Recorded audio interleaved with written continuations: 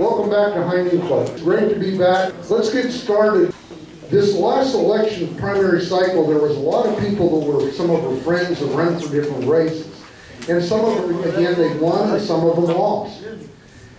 But the most important thing that I think that we did, that was done during this election season, there are certain people that put their whole hearts into these campaigns and run, and it cost them not only a lot of time, but it also cost them a lot of money and a lot of frustrations, I can guarantee it. You're always frustrated if you lose, and you're always thrilled when you win. However, sometimes by losing, we also learn certain kind of, I think, better things too that go along too. And that's kind of what the meeting is a little bit today about, is that just because we lose, that does not mean that we give up. The ones that give up, they're going to be the ones that are always going to lose. So that's going to be our meeting today. And hopefully you're going to get a little different understanding, a little bit more insight on what it really takes to run in a political race for candidates.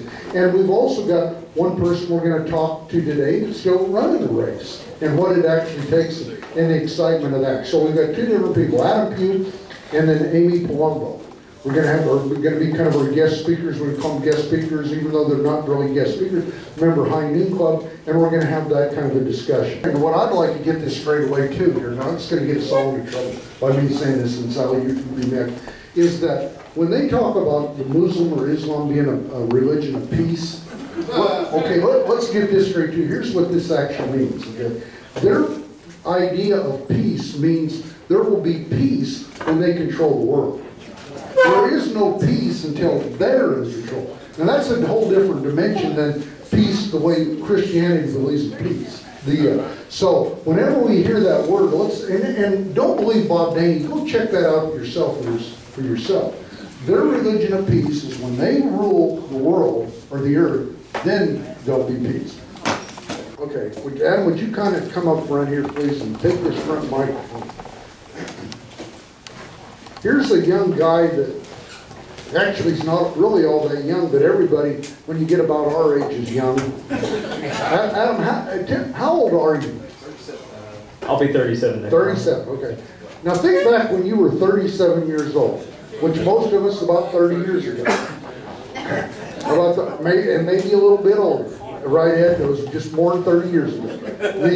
Closer to 60 years ago. However, here is the future of America on our youth. And we always talk about this kind of stuff, and you know, the young people are our future, but we really don't think of it in a right terminology.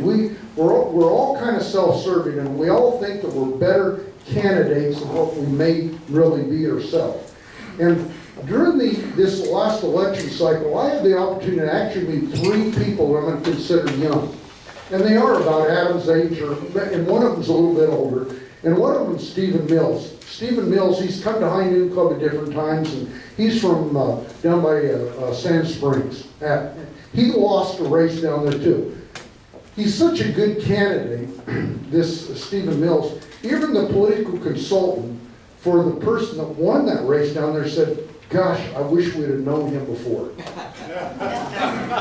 And that's part of the problem. See, that's a real problem, okay? So you can be such a good candidate and nobody really kind of knows you, and you wind up losing. But the whole idea is, let's don't quit. Let's use good candidates. Here's the same kind of situation. Adam, when I first got to know Adam, I thought, you know, he's a very impressive guy. But then when you get to sit down with him and really talk to him, you say, this is really an impressive guy. And at 37 years old, how did he know all this stuff? How did he learn all this stuff? Well, from life skills. I mean, life skills teaches us stuff. I know he went to college, he graduated college, and learned that, but it's also being in life, he learns something. Same thing with Amy in the back. Now, here's what's going to happen with Amy and I. High Noon Club does not endorse candidates. We just don't do that. But I, as a person, I've got people that I find more favor with than other people. Now that creates a real problem, because me get to be the moderator or holding the mic most of the time, I've got a little bit more power or influence over other people. Well, I can't help all that stuff, okay? I can't help it. But again, I've got people that I find more favored. And here's who I really have more favor in a lot of these races anymore. Young people.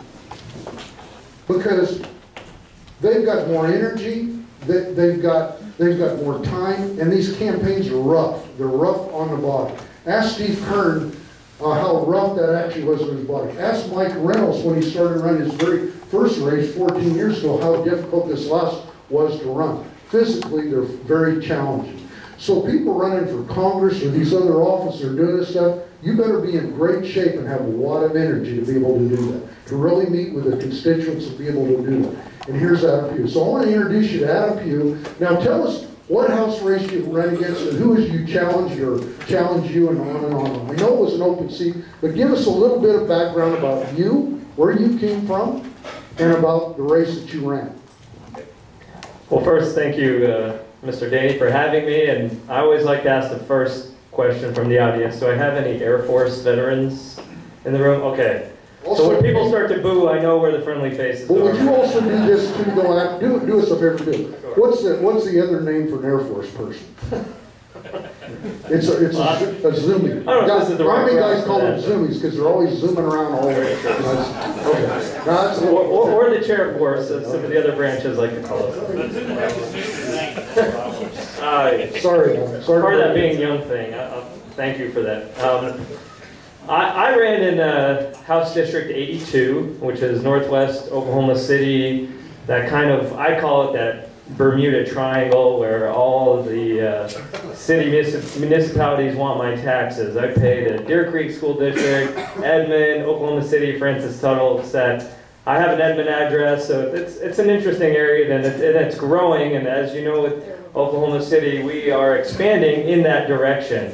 And in 2010, I believe that district was kind of, the lines were redrawn, and so it was an interesting mix of what was an older district and what is now a new part of the district in District 82. I'll just be honest with you, losing stinks. That is just true, and if there's a tinge of bitterness in my voice, I apologize ahead of time.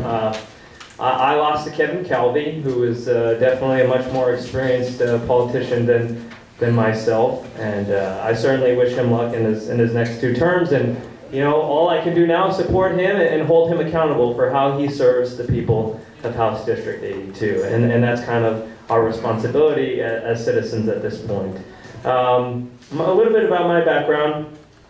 Not to sound arrogant, but I'm an American success story. I truly believe that. I grew up poor, in a small town in Pennsylvania, and I was raised by my mom. My mom was a single parent, divorced very early, and she raised my sister and I always tell people my mom was my hero. I'm the man I am today because of my mom, which is kind of ironic, but she had to be both. And so I actually send my mom a Father's Day present and a Mother's Day present every year, just to say thank you for making me the man that you made me. And so I am an American success story. I was the first generation in my family to go to college.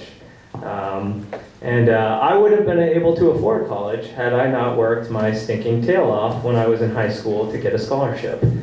And so I went to the University of Pittsburgh, and I won a full ROTC scholarship for the Air Force ROTC program. I graduated top of my class and from the Air Force ROTC program there, and I went to flight school in Panama City, Florida. And I became this brand new career field. You know that huge E3 AWACS that flies around with a big radome on top of it, radiating everybody in Oklahoma City Metro, right? So that airplane's been around a long time, but that career field, the folks who fly on that airplane, not the pilots, but the pilots are really just the bus drivers for us, right? All the work happens in the back of the AWACS, okay? Don't let any pilot tell you differently, all right?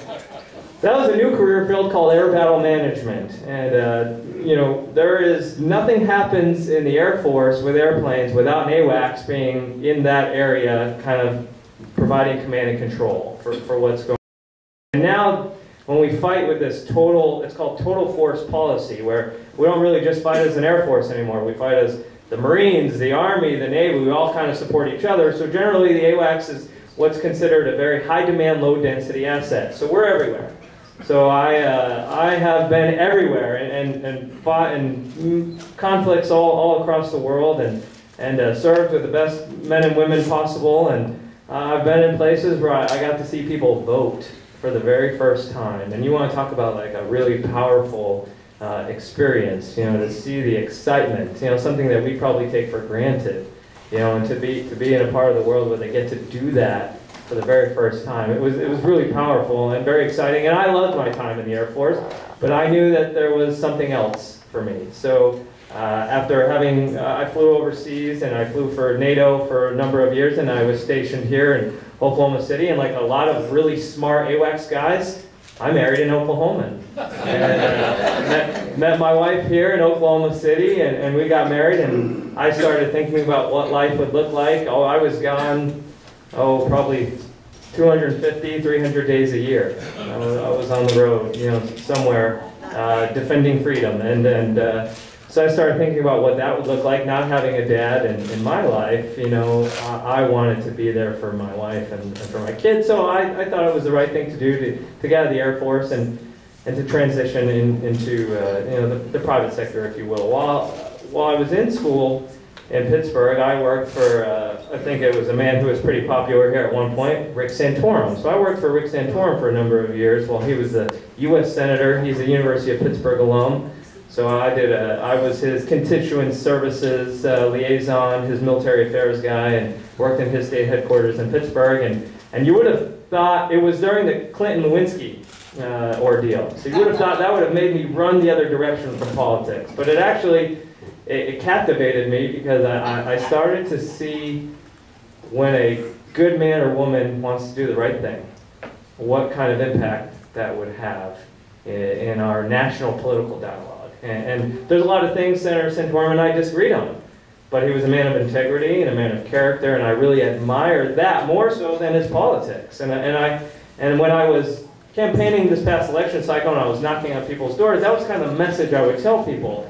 I want good men and women who, regardless of when we agree or disagree, will do the right thing. And that takes backbone. It's not easy, right? When you're and some people in here who have served know it's not easy when you have a crowd that's against you to stand up for what you believe in. And so that's what I would tell people, and that's something I learned from Senator Santorum. And so that always in the back of my mind, I knew at some point there would be an opportunity to serve. But until then, I don't think we're just called to stand on the sidelines. And so I believe that the opportunity to serve isn't just when you run for office. The opportunity to serve happens all the time in your family. You're a servant to your spouse. You're a servant to your children.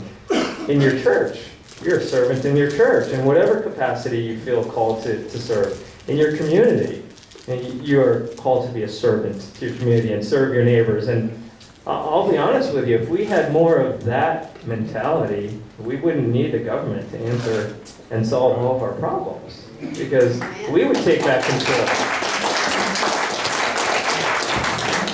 So when we traveled a lot with work, and I got into like the private consulting industry, and I worked for Boeing for a while, and then I started my own consulting firm in the aerospace industry, and I reached out to some folks up in Edmond, and I learned that Mike Turner, the representative, up until really Kevin takes the oath of office, still the representative, Mike Turner, in House District 82, was going to run for Congress. And I just thought this was that time to step forward and try to serve again, just in a different capacity. My life has always been a testament to service. This was just another opportunity to do that. So my wife and I prayed about it, we talked about it, and we thought, we will do this. And I told people at the beginning of my experience that there were only two outcomes in my race. Either success or learning. So that's it. It's not, we try to paint the world in black and white, and sometimes there's a lot of gray. And, failure, running for office and losing isn't failure. I didn't win my election, but boy, I learned a lot. And that's what, I would tell anyone who's going to run for office. Don't look at it as failing. I mean, of course, I was upset. I lost. And Kevin will be representing District 82 at the Capitol and not myself. And, I would rather be the person down there to do that, but I learned so much that, you know, I think it was such an amazing experience that will catapult me into whatever's next. I have no idea, you know, perhaps I'll run again, perhaps not, but what I learned, it kind of boiled down to two main nuggets that I told Mr. Danny I wanted to share that was important with me. The first thing I learned is, you know, we're in a really interesting political climate right now where it, you know, toxic is the word that comes to mind, in my opinion. And because of that, sometimes when you tell the truth, people automatically assume you're mudslinging. And, you know, it puts you in an interesting position because I wanted to run my race with integrity. I wanted to run my race being 100% honest, that this is exactly who I am. I'm not this person today because all of a sudden it was convenient and that's what you want to hear to vote for me. I've been this person my whole life, so I wanted to maintain that, and I wanted that to come through when I was campaigning. But as you start to tell the truth about either about your opponent or about their record or about, you know, votes or about what's happening at the Capitol, in today's political climate, it kind of becomes twisted that all of a sudden you're mudslinging. And I thought it was very interesting, and it's leading us, I think, down a very slippery slope where we can't have an honest dialogue about someone's record, where we can't have an honest dialogue about, you know, what people's past and what they've stood for in their life, and it automatically turns into a negative. And I understand that there is a lot of negativity in politics right now, and you know, it's a very fine line, and I'm sure if you run for office, you'll kind of learn that. But it leads me to my second point. You know, when I was in the military, I always thought, well, I fought for the right to vote, and you have such a responsibility to go out and vote. I'll be honest, I changed my mind, actually, after running for office. I don't actually think you have a responsibility to vote just because I fought for it. I actually think you have a responsibility to be an informed voter. And that's very different than the responsibility just to vote.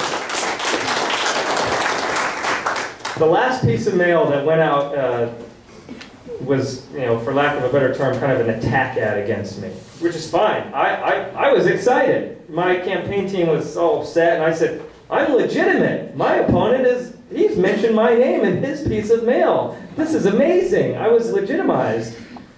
The sad thing was, it wasn't true. The actual piece of information that was in that last mail piece from my opponent wasn't true. And I bet you most voters didn't research it to know if my opponent was telling the truth or not. Would I have won the election? Probably not. I was running against the machine. And I knew that, and that's fine. But perhaps we may have gotten into a runoff. You know, it may have held my opponent under 50% if the voters had done the research that all of a sudden, well, this guy's not telling the truth. And in a runoff, I won more votes as a second place finisher than Mike Turner when he won. I beat Mike Turner by 400 votes, and he was the winner, which is unbelievable. So we had, I think, about 4,300 turnout in our election in our district, which was, you know, really double the number we were expecting. And then I think you saw in the Senate district, which would have encompassed my House district, I think only 1,200 voters turned out for the runoff. So when you get to a runoff, all you have to do is get your voters to turn out and you win. So that's really important. That's where I feel organizations like yourself and grassroots organizations and community activists can really help a guy like me. You know, I was outspent about 2.5 to 1. I was a brand new candidate. My opponent actually went around telling people, well, he's not from Oklahoma. He doesn't even understand what it's like to be an Oklahoman. So in that type of an election,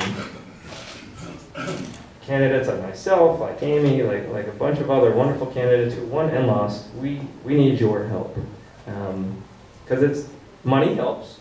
I will always take a contribution, of course. But I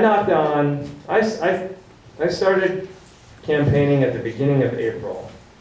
And so April, May, June 24th was our election. I knocked on just over 12,000 doors, which I think has to be a record. I know Mike, I think, knocked on 11,000 doors in about 6 months. I knocked on 12,000 doors in just under 3 months. I wore the same pair of sneakers every single day. I put 983 miles on my sneakers in just under 3 months.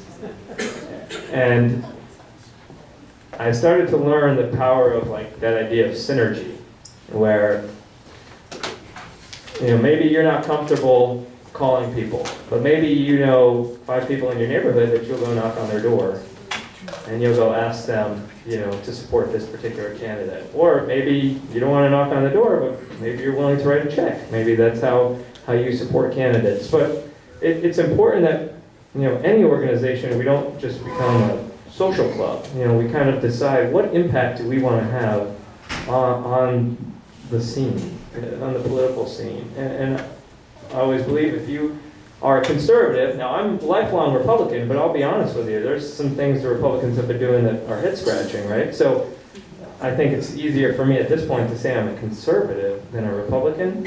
And that conservative ideal is that we work best from the bottom up, not from the top down. Well, no offense, but we're the bottom, right here.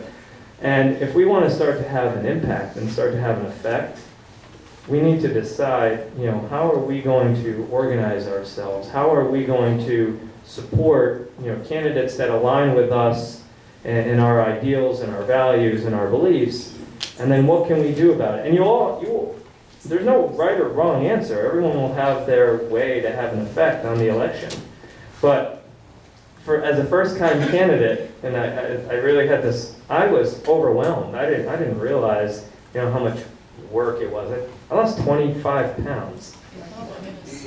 And I ran track in college. I was relatively thin to begin with, to be honest with you. And I would come home every single night and I would eat like a gallon of ice cream just to like put calories. I would eat like a blizzard. I would get a bag of Butterfingers and a gallon of ice cream and mash them together and just devour them at night.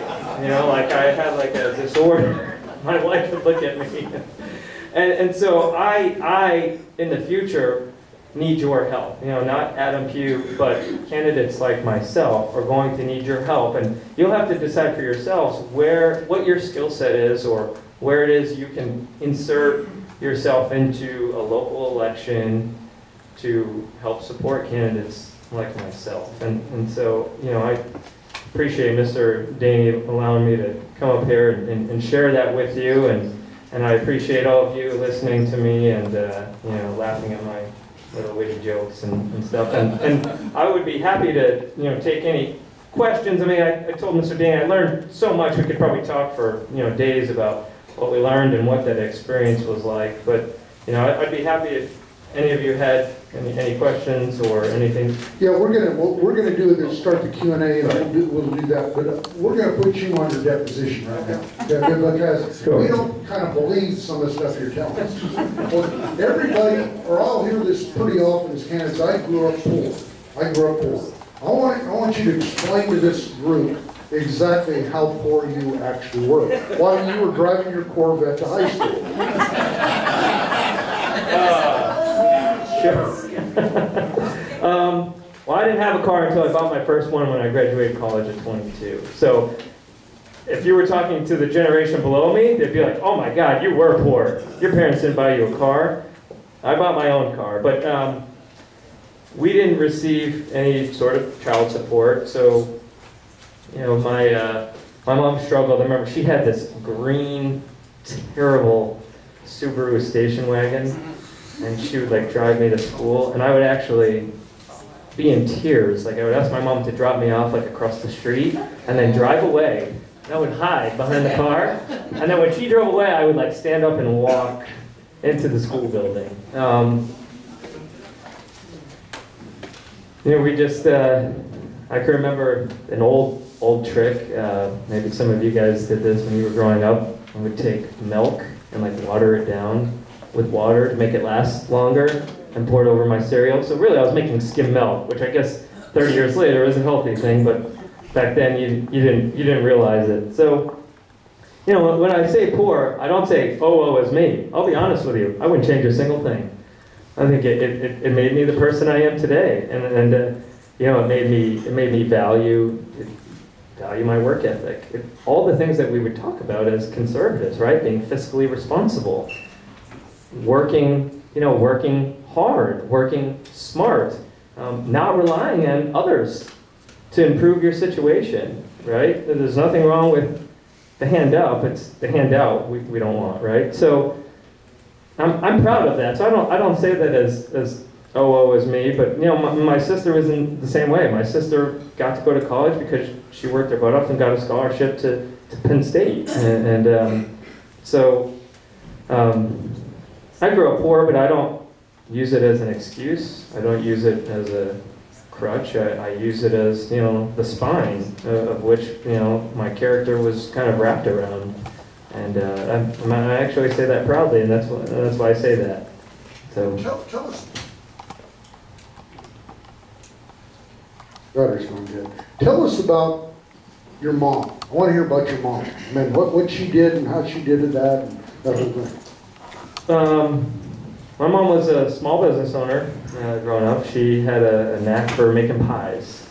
So much so that I actually, even to this day, I don't like birthday cakes. I like birthday pie. Which everyone thinks is crazy. But so my mom ran a very small bakery, and this was, you know, we're talking 30 years ago when Starbucks didn't exist. The idea of like going to a little cafe or bakery and having a sip of coffee and like a slice of fresh bread or pie, it was, you know, wasn't the same like it is now. It wasn't as prevalent. So she would go to work about 4 o'clock in the morning and make the dough fresh every day and probably close up shop at 10, 11 o'clock at night. And when my sister and I would finish school, we would rush to the pie shop to, you know, I was the waiter, my sister was the waitress, we were the dishwashers, and, you know, mop the floors and cleaned. And so, you know, I gained just a tremendous amount of respect from my mom, seeing how hard she worked to, you know, really to provide for us. I mean, my mom got her whole life without so that we could have. And you know, when she's in the room, I usually get choked up, and so I tell her this as often as I can, that you know, she embodied that idea that you can be whatever you want, and you can work towards that, and all we want is equal opportunity, not equal output, right? So, you know, my mom provided me the opportunity and taught me to take that opportunity and to do the very most with it. And I won't hide my faith, to become, I always tell people, to become the man that God called me to be. And I'm kind of still figuring that out, to be honest with you. But that's what my mom taught me, to take the skills that I was blessed with and to work really hard to refine them and to continue just kind of seeking direction in my life to become the man that God called me to be. And so I embrace the opportunity to serve. And people ask me after I lost the election, what will you do now? It's simple. I just keep serving. I don't have to do it down at the Capitol, you know, with a TV camera in front of my face. I will just continue serving in the community. I do a great tutoring program, which I'll put a plug for here, called Whiz Kids, which is an awesome program which takes inner city kids and, you know, really from broken homes and teaches them how to read, and you really kind of are a mentor for them. I run a cancer charity for myeloma, which is a terrible form of bone cancer that my best friend's father passed away from when we were both in high school, and we've raised almost $500,000 for the International Myeloma Foundation. And so it's just, it's about serving. And, you know, I'll add this plug. When you are looking at candidates and deciding who to vote for, you know, don't look at what they say. Don't look at the piece of mail that they send you. Look at what their life has been about. And it'll be very easy, I think, if you examine their life, it'll be very easy to determine who really believes in the idea that leadership, it really is servanthood, right? That public service really is about going to the Capitol, not serving yourself, not serving your bank account, not serving your further interest, but about serving the people who sent you to the Capitol to represent them. And when you start to examine candidates, on any level, in any race. That way, I think, for the most part, it'll be very easy to decide, who's going to get your support and your vote.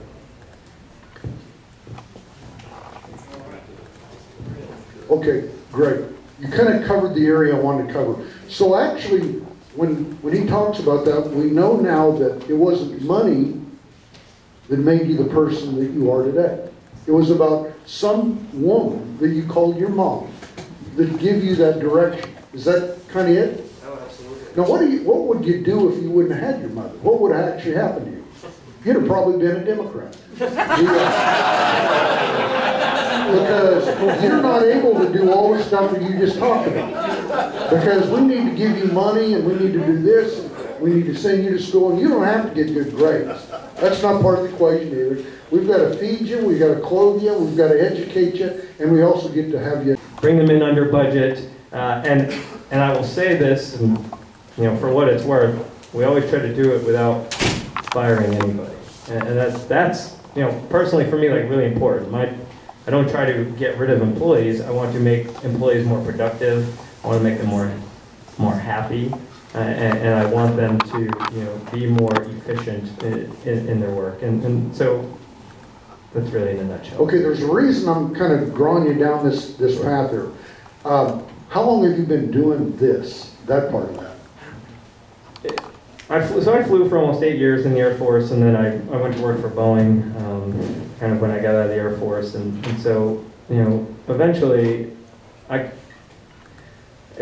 job was monkey push button, monkey get banana in the back of the airways, and so I wanted to transition to the business side of things, and always having an idea. The reality is, our understanding the way our economy works and understanding what's happening in the private sector is I think, like, vastly important to political organizations. And so with an idea of wanting to be involved in politics, I wanted to transition into the business world. And so I've really probably been doing this for about seven or 8 years now. So when you're 29, 30, that's kind of when you made that transition. When I got out of the Air Force, I was 30 years old. Here's my reason for doing this, is during the last election cycle, I heard, and I'm going to talk specifically about Mike Turner race. I heard a lot of people say, and friends of mine, if we're friends, that too young, too immature, because he's too young, just too young. It's true. Maturity isn't a barrier of age. Now, no one's going to ever be able to say that Adam is immature. He's a very knowledgeable, very skilled in what he actually does. And I think a lot of times during these races, we have to find that educated voter out there that he's actually talking about, that we need to interview him better or whatever in that deal. And that becomes incumbent upon us voters, that type of thing. Adam put himself out there in what I'm going to say in the line of fire in a campaign. He's a different person he is ever going to be again in his whole life, and the way he's going to think about politics, because he has to, because he's been literally rejected by a certain majority of the voters. However, he comes so darn close to winning. So there were certain people that found favor. And that's where I think that on these races, sometimes we need to get behind people like Adam, because he is the future of America. Just the same way when we were 30 and 37 or whatever, we were the future of America. Today, we are not the future of America. Thank you. I know that's a real shocker to most of us. We are not the future. So when you leave here, don't let that say, well, gosh, Bob just said we're not the future of America. Yeah, you're not. You're not. But what you are, you're the helper. You are the helper of the future of America. And that's guys like Adam. That's guys like Adam. And that's why it just thrills me to death. When I got to meet Adam and we sit down and we talk about all that stuff, I said, oh my gosh, he would literally have done, when I was running, a better job of being what I think is a legislator than even my own self.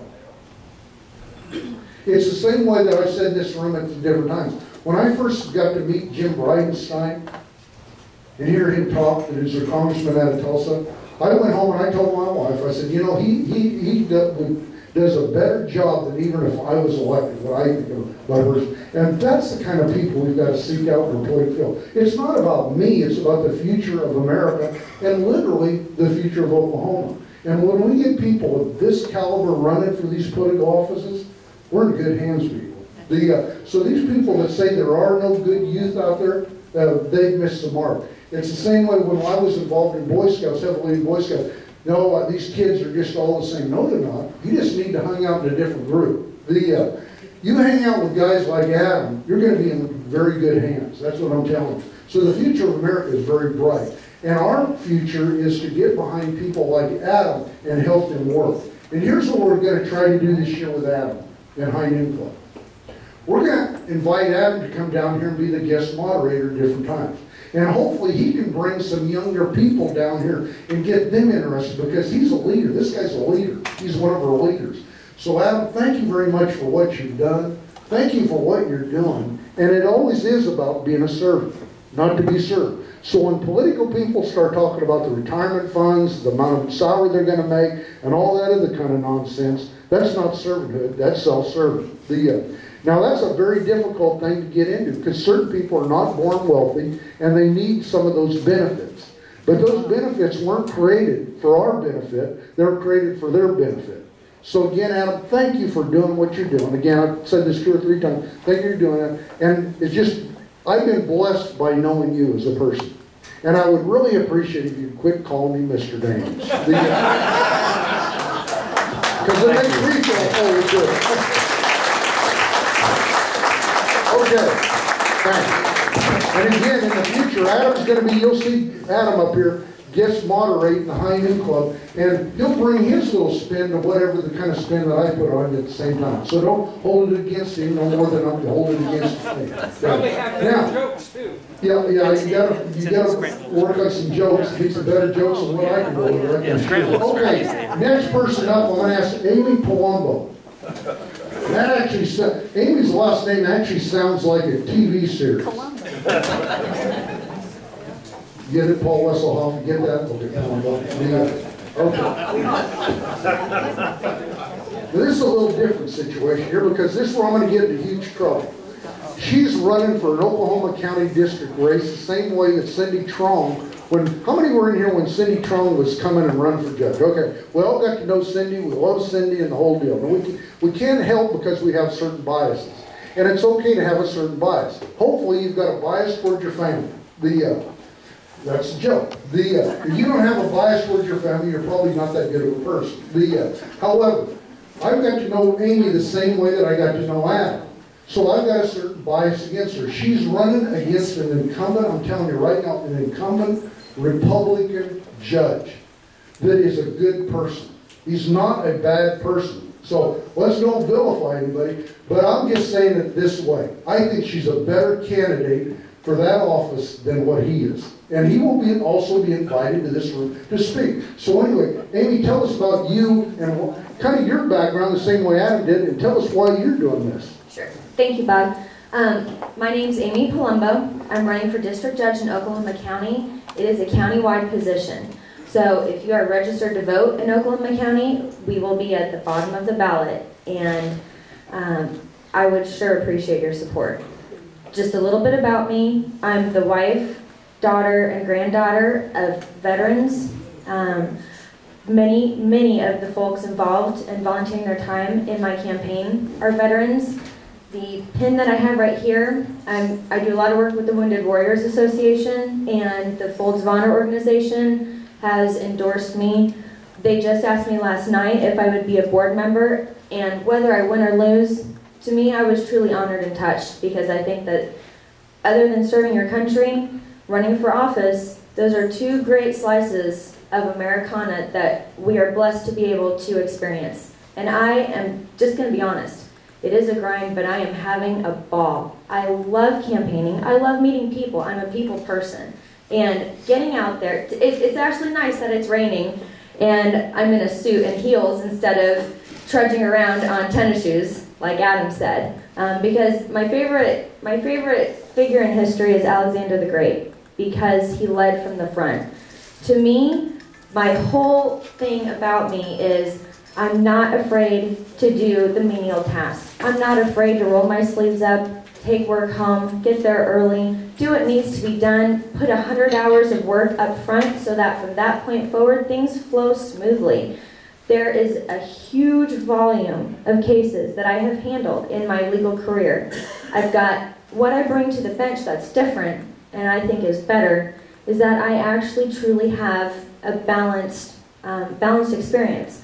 I began my career at Chesapeake Energy. I thought, this is it. This is the corporate deal, and I'm going to love it. And you know what? Walking away from those bells and whistles, which is exactly what I did at a very young age, when my husband and I were struggling, new lawyers who didn't have a lot.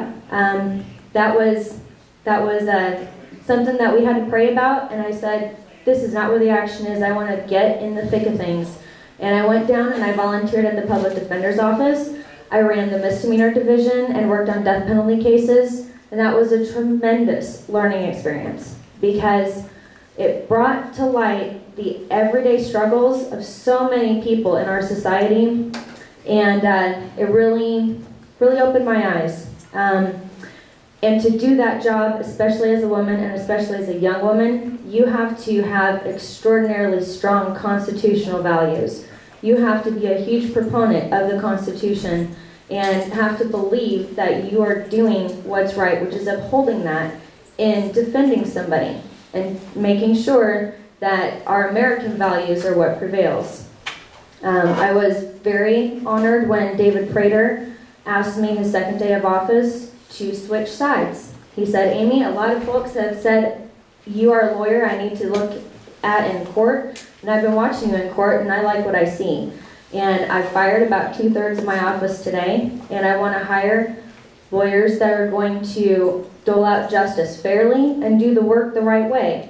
And I did that. I thought, you know what, I can probably help more folks if I work with law enforcement and I have the opportunity to screen charges fairly and to charge things fairly. And I did the hard work. I worked a domestic violence docket, and that is a very, very trying docket. It's a huge volume of cases, and one day you have a victim calling you up, crying, saying, please help me, and then 1 week later, they're calling you back saying, I won't testify for you, you can't make me, I hate you.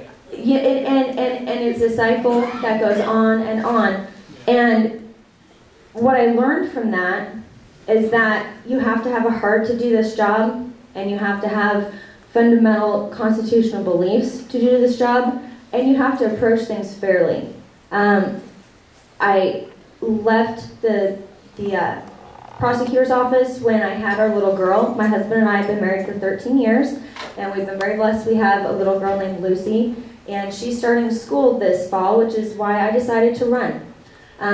This has been an amazing experience. I love it every single day. I love getting out and meeting people. And, you know, if you vote for me and support me, you can be assured that every person who comes into my courtroom is going to be treated with dignity and fairness and respect. And that doesn't happen all the time. And it should happen all the time. Judges don't as the taxpayers do.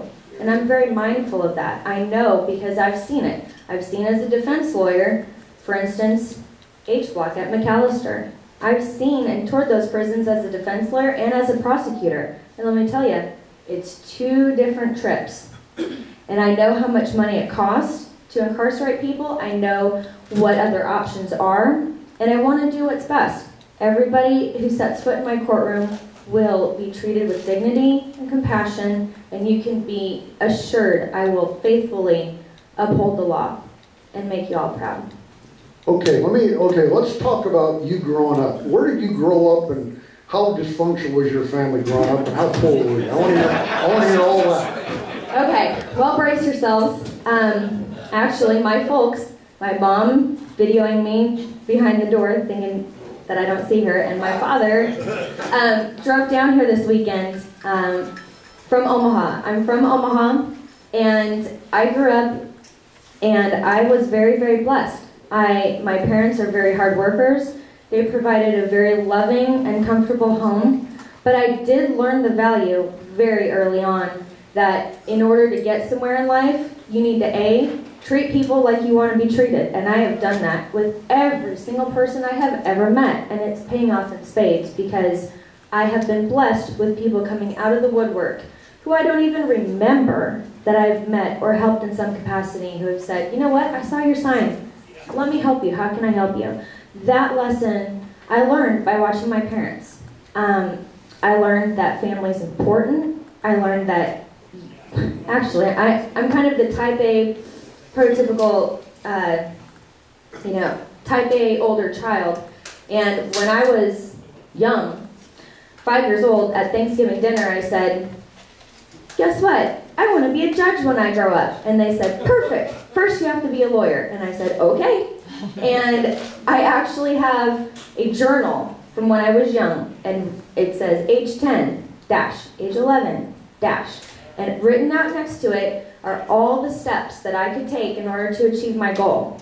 And I've never deviated from that path. I have worked for lawyers and worked in law firms and volunteered for pretty much as soon as they would possibly let me, which was 15. And nothing has ever dissuaded me. This is what I'd like to do. This is what I feel called to do. I feel like I can bring some vitality and some fairness to the bench and make sure that the people of Oklahoma County know that when they see me, that they're going to get justice the way justice is meant to be doled out. We all know that there's 3 different branches of government. We get the executive branch, the legislative branch, and then the judicial branch. We know that. The one thing that kind of drives me crazy about the judicial branch is that a lot of times we voters have very limited amount of input in that judicial branch of government. Now there's certain people going to agree with that statement. I just think there's been people that disagree with it. But here's where I and Oklahoma disagree in the way that we elect judges in Oklahoma. Because some states, they don't elect them. They're appointed by a governor or some other body. And there's other states that elect them on a partisan race. In Oklahoma, we don't do that. I.e. partisan race, Republican, Democrat, Independent, whatever. Oklahoma, we don't do that. They're non-partisan races. Now, we do know constitutionally that our founding fathers of Oklahoma wanted the voters to pick judges. We know that because that's why they set up that they will be elected into these offices. The question that I think now that needs to be readdressed by the voters, and I'm going to ask the legislative body this year to kind of get more involved in this, I want to have partisan races in Oklahoma. And there's a reason I want to have a partisan race. The same way I want to have a partisan race for governor and a whole bunch of other people. Or legislators that actually draft the laws that these judges oversee. Why would we not want to have a race, a partisan race? Because politics, there's always going to be politics involved in it. And if you're a Republican, it says one thing. If you're a Democrat, it says another statement. If you're an independent, it says another statement about you and your character. Or if you're a libertarian, Green Party, whatever. These are actually principles that you believe in. That's why you so picked that. It's the same way that if you're a Christian, you picked to be a Christian. It didn't pick you. There's some people I know that believe because they think the way that if they lived in a garage their whole life, they're going to become cars. Well, that's not true either. You're going to pick to be a Christian. You're going to have to accept Christ in your life to be a Christian. However, so let's get back to these races. This is one of the things that I'm going to say that really irates me very much about Oklahoma politics on these judicial races.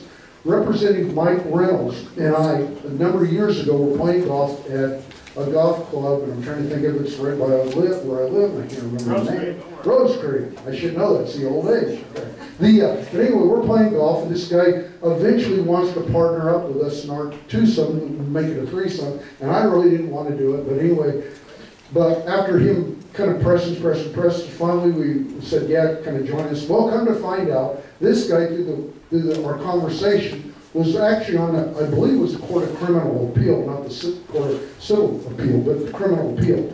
And anyway, so one of the questions I asked him, knowing that they are not supposed to say that they're Democrat, Republican, even talk about their political parties or whatever, I asked him, I said, just kind of trying to dig him a little bit, I said, now what political party are you a member of? Well, I just can't tell you. So just very shortly after that, Mike Reynolds, which owns a database company that can actually tell the way the type of person or your voter identification, gives your address, telephone number, and also your party affiliation. He pulls it up, and it's got him right there on his phone and the whole deal. And Mike showing him the deal. Is that you, Judge, right there, right there? Well, it's got Democrat on that deal. Well, that's how actually easy it is for us to figure that out. We can actually figure out the political affiliation of a judge or anybody else in the state of Oklahoma. Because guess what? You've got to be a registered voter. So it's a certain amount of ignorance, what I'm going to say in politics, of educating the mass out here. Now, is there anybody that would disagree with what I've just said, that you do not think that that should be the judicial system, or when we're running candidates for office, should not be based upon a political issue right there, i.e. either a Democrat or Republican? Do you see anything wrong with that? I'm not convinced of it. I don't have a strong argument right now for it, but I'm not convinced that that's the right thing to do. Okay, he's not convinced, okay? Now, is there anybody in here else that kind of feels the same? And I appreciate you making the statement, because I'm going to convince Leah. Because I'm going to kind of kid him with it, because I'm going to talk to his constituents. He's a legislator, and I'm going to talk to his constituents, because I can almost guarantee you all of his constituents believe the way that I do. Okay? Okay. I want to see if you can talk with that. I want to see if you can talk without your hand. Go ahead.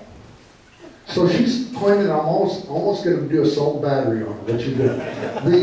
No, I'm just teasing. No, okay. You can't do it. You can't do it. And I'm not Italian either. So anyway, so that's what makes it very difficult in our political races, though, on these judicial appointments and that. Now, Amy is running against somebody else that is a Republican. So you've got two Republicans. But here's another thing that's happened, and Amy, just give me this couple more minutes to make a statement here, is that I learned another thing here a couple weeks ago. I was asked to meet with this lobbyist from Washington, D.C., and I'm going to say it was out of Michigan, but I could be wrong where he's from. This last legislative year in the Senate, they voted on a bill that, and I can't remember the name of the group, but it was to take away the electoral college from Oklahoma. What was the name of that? What's the name of it? National Popular Vote. National Popular Vote. I met with a lobbyist from that group.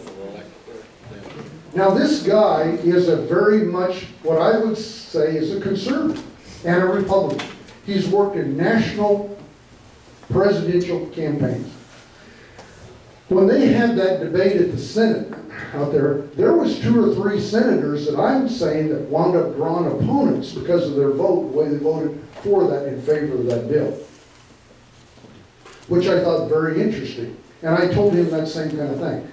But in conclusion, what I'm saying, a lot of times we don't really get what a different lobbyist group is trying to attain to the voters. We miss it, or it's just there's so many bills at the Capitol or whatever. But these races, to kind of summarize what I'm doing, are very important to understand the difference between fundamental values of being a Republican, an independent, a Democrat, a libertarian, or whatever. So that's why I would like to see the legislator this year, and I've got a friend of mine that's going to help me with this, okay? He's a previous legislator, now a district attorney in the 27th Judicial District by the name of Rex Duncan. He's been a high court. He's actually going to help me with this on drawing up this legislative body. Now, I'm not trying to draw you into this conversation because it can actually either help or hurt Amy in her race, but that's what I want us in this room to start thinking about. Let's have some real political races in Oklahoma. Make these people tell us right off the bat what they really stand for, because what will happen, you start having discussions with people that are previously going to be judges or whatever, they can't talk about anything. Well, how in the world am I going to be able to make a decision if I can't, based upon nothing? Because I think Adam hit the key to the whole thing. What have they done to the public and how have they served before? That's very, very important. Okay, sorry for the yapping, but that's what I do well. Question? You got to stand up. Give us your first name. I'm Carol. Amy, yes. I am appreciating hearing all that you're saying, and it's very humbling. I have a question for you. What is your stand on right to life from inception? Well, I'll be honest with you, I wish I could answer that. Unfortunately, even though I am not currently on the bench, I am bound by the same rules and regulations that all the other candidates are. And judicial candidates are a little bit different. We get about a 2-inch thick packet from the Secretary of State that we have to read and agree to be bound by. And it's an oath that we take, whereby we cannot state how we might rule on an issue that could ever possibly come before us. And they specifically stated in there, right to life, Second Amendment rights, some of those things. So unfortunately, I cannot answer that. I'd rather err on the side of caution. Let me kind of help, and again, I'm not trying to side her. This is another one of these situations. What happens, the Bar Association controls our judicial system in Oklahoma. And it does in every other state, it does nationally. It controls that. That's what's got to be changed. We can't have Bar Association that represents attorneys telling voters what candidates can and cannot say. Okay, question. Thank you, Amy. And I don't want to be confrontational there, but I want to have the opportunity to answer that question again. Because the Bar Association can't put restrictions on you that violate your rights under the U.S. Constitution. And if they are trying to do that, then you're telling me you would make rulings based on what the Bar Association says as opposed to what the U.S. Constitution says. And I wish we had your opponent and every judge in here that says, I can't tell you. Because my understanding, it specifically says, I can't tell you how I would rule on a particular subject. So the question becomes, if a person asks you, not how you rule on a subject, but do you believe life begins at conception, whether you would rule that legally it should be enforced that life begins at conception or not, you should be able to answer that question. Now, I'm not trying to put you on the spot to do that right now. Sure. But my interpretation of those obscene judicial commission rules say that you should be able to tell us if you believe life begins at conception. And again, I'm not putting you on the spot to answer that. I'm asking you whether or not you think you can do that. Well, I will say this. After reading through, and like I said, this is my first trip to the rodeo, so I wanted to make sure that I dotted all my I's and crossed all my T's.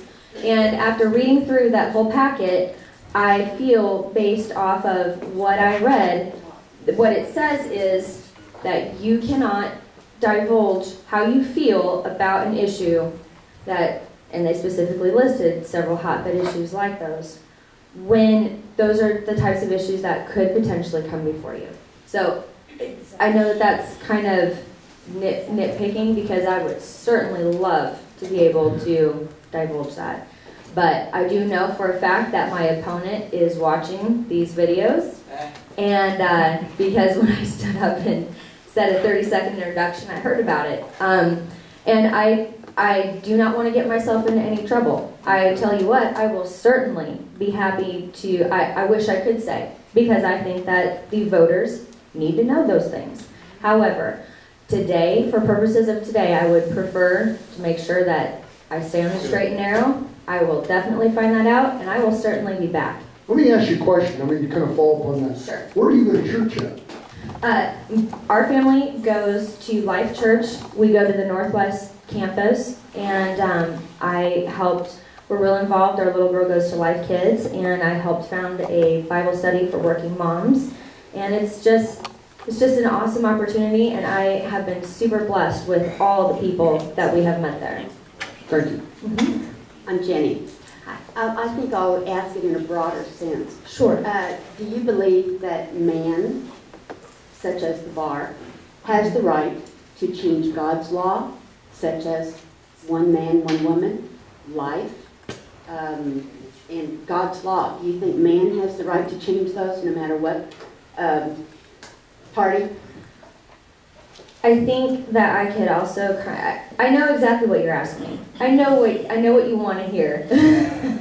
And like I said, I want to err on the side of caution. I will tell you this, that myself and my campaign team, we begin and end every single day with a prayer. We are praying that the right words come out of our mouths and that God will bless every single move that we're making in this campaign. As we're going up to 10,000 doorsteps and leaving our literature and doing all these things, we're asking that it be His work and God, for me personally, I have a very close relationship. Let me kind of help. I don't know if I'm going to help or not help. Just so I don't know. But I'm going to make this little statement for the audience. I know her pretty well. I do not know her opponent. But I'm going to say both are going to be on the side of life. Both. Okay? Now, are they going to answer it perfectly the way that you want it answered? And the answer is no, because I don't know what's really in your brain. But if I say I'm against abortion, you're just going to have to assume I'm against abortion. But again, that's a very difficult question to answer. It's God's fault, not my fault. I didn't say your law. I didn't say your answer. Because Mike Reynolds actually asked the most difficult of the questions of all, okay? That whole thing. And not to pick on anybody, some of these questions are very difficult. But these are the kind of things that we people can actually change through the legislative process. It's our fault. It's not her fault. It's the Bar Association you have allowed to dictate what a candidate can say and cannot say running for a judicial position. Question. Probably more addressed to you than Amy, and I respect your position, Amy, and stick to your guns there. Yes, you've taken an oath, hold it. The other reason I'm probably minority here today, it feels like, but there are other Indians in this room. yeah, okay.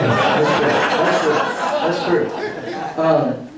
See, right now we've got, you know that I'm very pro-business. I'm a champion of small businesses. Always have been. My record's very clear on that. But now we've got an organization that's going to be judging judges. And it's the same organization that has judged me and others, the Reed Report. They're going to do this mechanism where they're going to judge judges on how they judge businesses. Well, you know, I think this is a dangerous road to go down. I want judges, you know, to uphold good businesses and all that. But if that's going to be their perspective and parameter when they make decisions, how is this going to affect big business? Well, what does that have to do with justice? I think that's a dangerous road to go down, as well as I do with partisan judgeships. That's my opinion. Well, remember, there's other states. Okay, there's other states. There's other states that do have partisan judicial races. So we're Oklahoma. Yes, we are Oklahoma. 3.8 million people. That's right. Amy, my name is Joe Miner. I'm a local attorney here as well. Thank you for running. Are you an Indian? No, sir, I'm not. Wish I was. In spirit, I am. In spirit, I am. Amy, I was before an Oklahoma County District Judge this morning, and I learn a lot by watching how a judge acts on the bench. Absolutely. And most of our judges are very professional. We're fortunate. When I first started practicing 32 years ago, I could tell you how a judge would rule on a motion, usually just after a little experience. They would follow the local rules. They would follow the statutes. Now I cannot tell you how a judge will rule on something.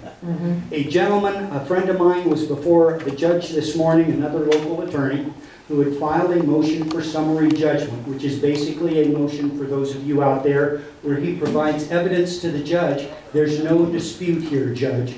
This was a debt collection matter. This man owed the money. He was represented by himself. He came before the judge this morning. He had not filed a response to the motion for summary judgment. He thought it was set for trial.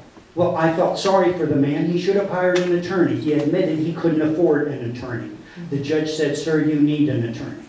But the judge did not follow the law.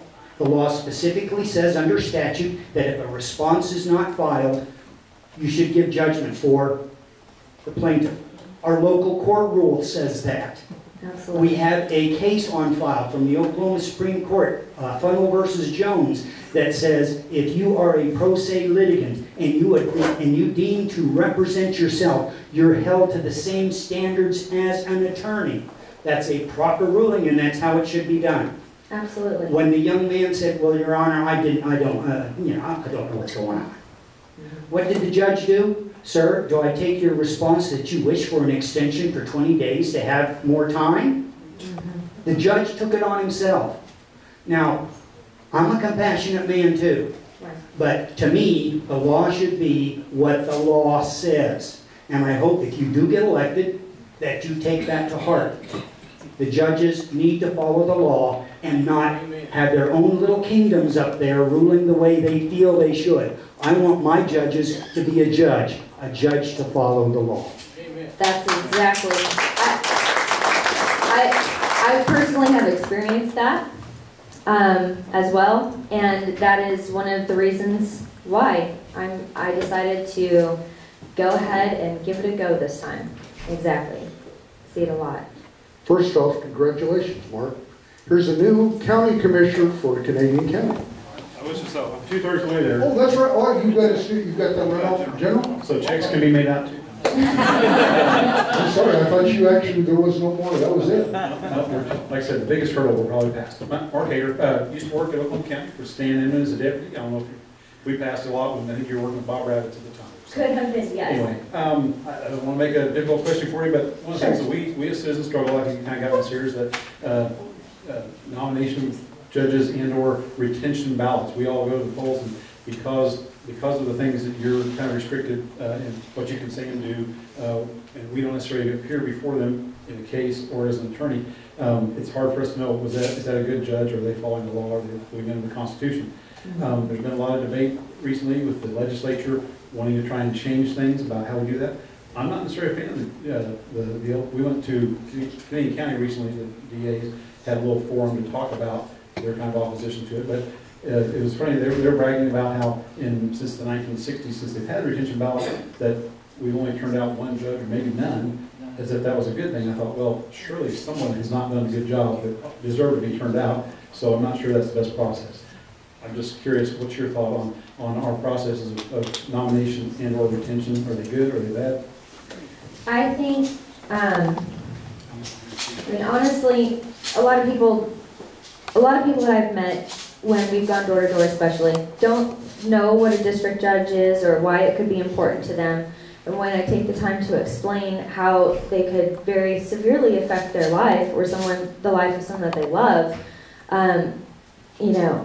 they're really surprised and say, wow, why don't I know more about this? I think that the reason I'm running here is because I want to be elected by the taxpayers. I want to be elected by the hardworking men and women who go and do their jobs every day, who serve our country, and who actually need to feel like they know me, like they know the people who are on the bench who are making these decisions. There's no way that I can reach every single voter personally in Oklahoma County in the next 50-some days. There's just isn't. And so it's really important, if you like what I'm saying, that you tell everyone that you know who's a registered voter, so that they do understand that this person cared enough to come and talk to you. This person is going out every single day, rolling up their sleeves. I've knocked on so many doors where people say, you know what, honey, I've lived here for 30 years, and I've never had a judicial candidate come. I've never had a candidate for anything knock on my door. Wow, I can't believe that you care enough to personally be involved and go do this. I think that it's a scary, scary thing when we have folks who are making very serious decisions about people's lives every day, and they've been appointed by other judges or politicians, and the average taxpayer has no idea. They don't know who they are until that one day that they're shaking in their shoes, scared to death about whatever instance brought them to court that day.